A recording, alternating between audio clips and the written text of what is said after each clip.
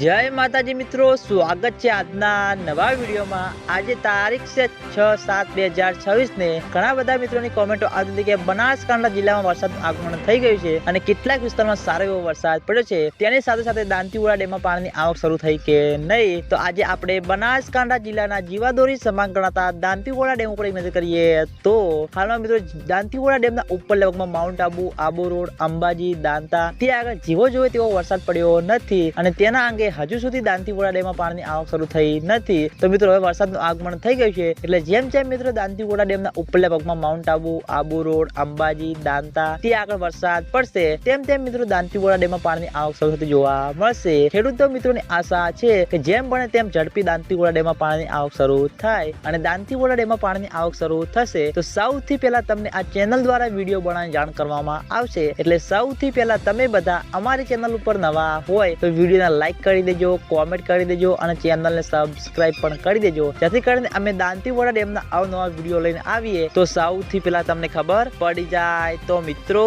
જય માતાજી।